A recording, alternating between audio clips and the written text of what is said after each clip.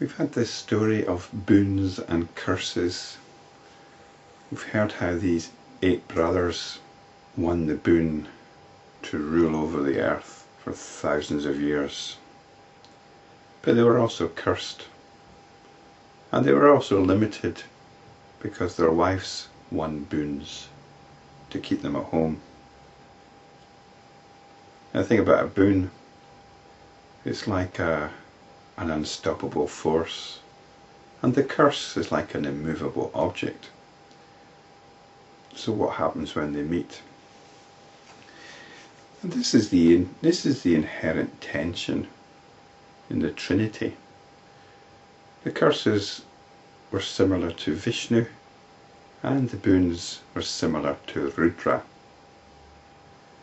Vishnu is the preserver, and Rudra is the destroyer. So we've got these 2 divine cosmic forces at odds with each other. And yet they're part of the one thing, of course, aren't they? They're part of the one thing. And to find out what that thing is, the boons and the curses, Vishnu and Rudra, go to Brahma, the creator. Now, Brahma, the creator, is what gives rise to the whole illusion of an external world. This is the process of cognition. Brahma is the process of cognition. But by applying the inherent intelligence in this to itself, we see beyond Brahma. Brahma actually gives us the faculty of seeing beyond cognition to pure awareness, and this is Brahman. So this trinity, we could say, is the trinity of Brahman. The trinity of Brahma, the creator, and Vishnu and Rudra, these 2 opposing forces. So I mentioned that this story of the boons and curses is obviously symbolic.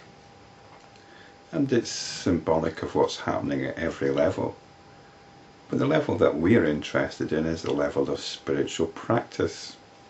And this is the practice of turning the attention back to itself. We can understand that as the boon. And the curse is when we forget the self and the attention is being hijacked willy-nilly here and there. And we're no longer free, we're an automatic, at the mercy of our moods, our psychological tendencies, and to whatever's going on in the environment, which feeds these and which hijacks our attention. So these are very powerful forces at work, very powerful. And the way to overcome them is by actually looking at what's going on, by resorting to Brahma, by looking at cognition, by understanding our cognitive process, and how that is what is creating reality. Reality is not something out there. We've got these notions which are the result of our cognitive process. These notions are the result of our cognitive process, and we forget that they're actually notions. We start emotionally believing in the reality of the external world, of me as an individual.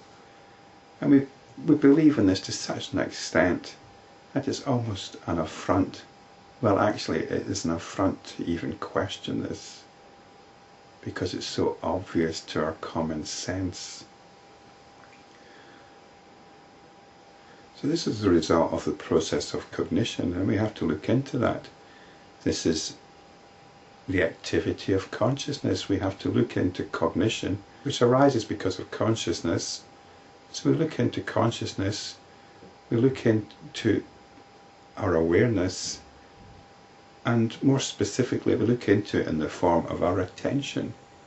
because our attention is what is active all the time. The attention is awareness, it is consciousness. By understanding the attention, everything is understood. Everything and the true nature of everything is realized. So this is the story of the boons and the curses and how they sought redress from Brahma. So I'll finish off the last paragraph of chapter 183, and this gives us the future conclusion of what will happen to the 8 brothers. Then and there, the 8 brothers, unknown to one another, will become the rulers of the earth. One will rule from Ujjaina, another will rule over Sakadvipa, another will rule over Kushadvipa, another will rule over Salmaladvipa, sporting in water with celestials. Another will rule Kramshadvita, and another Gomadadvipa, and the last will rule Pushkaradvipa. Thus both the boons will duly be fulfilled. This is the boon that they'll rule over the world, and they'll rule over it from their very own home. And they're all living in the same house. Kundadanta asked, how can 8 earths exist in one house? Well, I've looked into this in the previous video, so if you haven't watched the previous video, I recommend it. But we just get a one-line sentence from the sage. The sage replied, the infinite consciousness, being omnipresent, shines everywhere, in every way. The self perceives the worlds within itself.